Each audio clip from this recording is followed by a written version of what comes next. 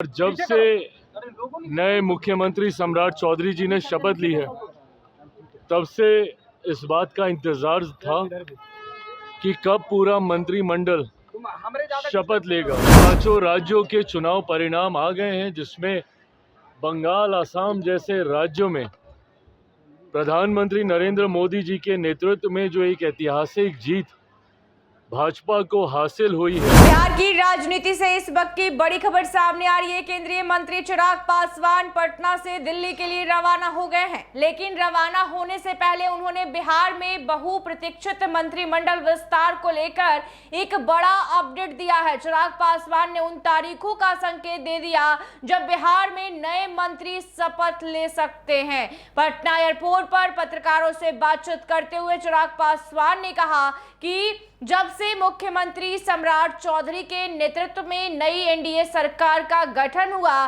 तभी से मंत्रिमंडल विस्तार का इंतजार किया जा रहा था। उन्होंने साफ किया कि गठबंधन के भीतर यह पहले ही तय हो गया था कि 5 राज्यों के चुनाव परिणामों के बाद ही बिहार में कैबिनेट का विस्तार होगा। ऐतिहासिक जीत का जिक्र करते हुए चिराग पासवान ने कहा कि बंगाल और असम जैसे राज्यों में प्रधानमंत्री मोदी के नेतृत्व में मिली जीत ऐतिहासिक है और इसी सकारात्मक माहौल के बीच अब बिहार की बारी है। तारीखों का खुलासा उन्होंने कर दिया और हम लोग 6 से 7 और 8 तारीख को लेकर चर्चा कर रहे थे। पूरी संभावना है कि इन्हीं तारीखों के भीतर मंत्रिमंडल का विस्तार पूर्ण कर लिया जाएगा। बता दें कि अपनी पार्टी के मंत्रियों की संख्या पर स्थिति स्पष्ट करते हुए चिराग पासवान ने आगे क्या कुछ कहा, सुनिए। मंत्री तमाम लोग आ रहे हैं यहाँ। देखिए, बिहार में नए नेतृत्व में एनडीए सरकार का गठन हुआ है और जब से नए मुख्यमंत्री सम्राट चौधरी जी ने शपथ ली है, तब से इस बात का इंतजार था कि कब पूरा मंत्रिमंडल शपथ लेगा। ऐसे में ये बात शुरुआत में ही गठबंधन के भीतर तय हो गई थी कि एक बार 5 राज्यों के चुनाव परिणाम आएंगे, उसके बाद मंत्रिमंडल का विस्तार होगा। अब जबकि 5 राज्यों के चुनाव परिणाम आ गए हैं, जिसमें बंगाल, असम जैसे राज्यों में प्रधानमंत्री नरेंद्र मोदी जी के नेतृत्व में जो एक ऐतिहासिक जीत भाजपा को हासिल हुई है, यकीनन ये अपने में एक ऐतिहासिक जीत है।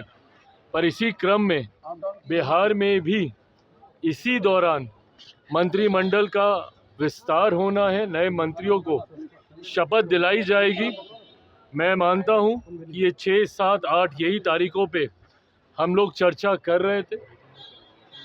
इन्हीं तारीख में मंत्रिमंडल का विस्तार पूर्णतः कर लिया जाएगा और उसके बाद बंगाल में भी बड़े पैमाने पर शपथ की तैयारी की जाएगी। भाई, जो फॉर्मूला पिछली बार था उसमें बदलाव के कोई कारण मुझे दिखाई नहीं देते हैं।